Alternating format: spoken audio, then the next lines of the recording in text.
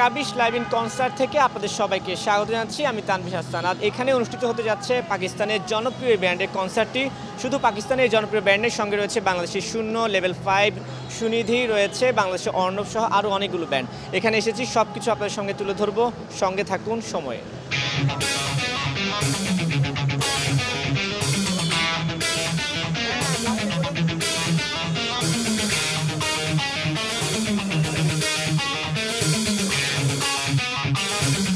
আসলে কাবিশের আমি অনেক বড় ফ্যান।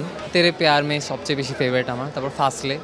তেরে প্যার মেটা সবচেয়ে বেশি পছন্দ। তেরে প্যার মে দিল হার কে मैंने क्या पाया क्या गवाया। সত্যি বলতে যেটা আমি কাবিশের গানই শুনতে এসেছি, সাথে আমাদের শূন্য ব্যান্ড আছে, তারপর অর্ণব সুনিধি আছে। এই তিনটাই বেসিক্যালি আমার পছন্দের ব্যান্ড। কাবিশ শুনবো, কাবিশের অনেক বড় ফ্যান আমি।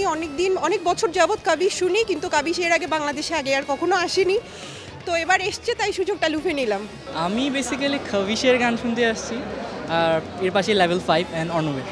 মেইন রিজন তো কাবিশ, ওদেরকে অনেক শোনা হয় না কখনো সামনে সামনে, শোনা হয় অনলাইনে শোনা হয়। তো কাবিশের গান শোনার জন্য আসছি, শুনতে শূন্য আর অর্ণব তো আছেই, তাদের গান শোনার জন্য আসছি।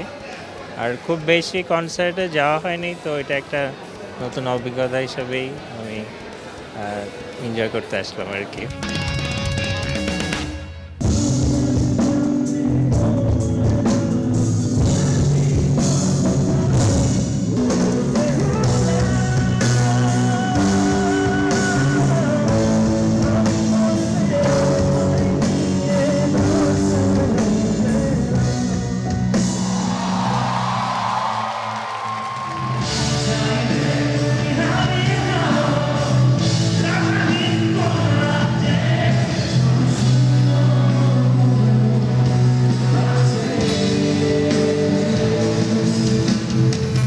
বাংলাদেশের সিঙ্গারের গান তো আমি সবসময় শুনি, মানে কেন শুনবো না, বাংলাদেশের শিল্পীরা দারুণ, সবসময় আমরা শুনি। কিন্তু বিদেশি কেউ যদি বাংলাদেশে আসে, অবশ্যই তাকে আমরা গ্রহণ করতে, মানে স্বাচ্ছন্দ্যে গ্রহণ করবো, এটাই তো হওয়া উচিত।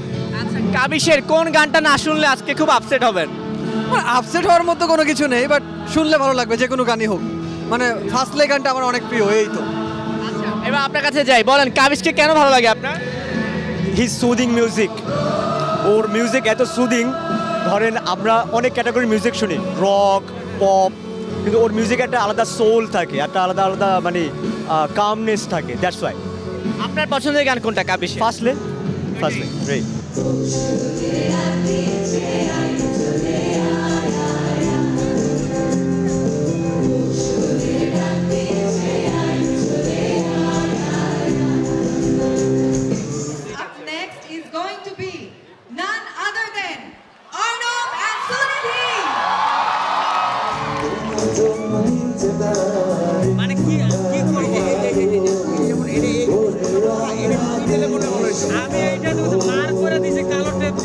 বসে আছে একা একা, তার স্বপ্নের কারখানা চলেছে, আর বুড়ো বুড়ো মেয়েদের দল বৃষ্টি নামান তার বলেছে। মিউজিকের কোনো বর্ডার নাই। যেমন আমাদের যে ফার্স্ট কনসার্ট ছিল ঢাকা মেলানগুলো, ওইটাও আমাদের ইন্টারন্যাশনাল ছিল, বিকজ ওখানে এসেছিল নচিকেতা চক্রবর্তী ইন্ডিয়া থেকে। সো আমাদের জন্য আসলে ইন্ডিয়া পাকিস্তান এই জিনিসটা একদমই ম্যাটার করে না। ইটস জাস্ট অ্যাবাউট মানে অডিয়েন্স কাকে চাচ্ছে। কাবিশের ফ্যান বেসটা অনেক বড় ছিল, কিছুদিন আগে আতিফ আসলাম আসছিল, এরকমই আসলে। এটা কোনো ইসের উপর বেস করে আমরা করছি না।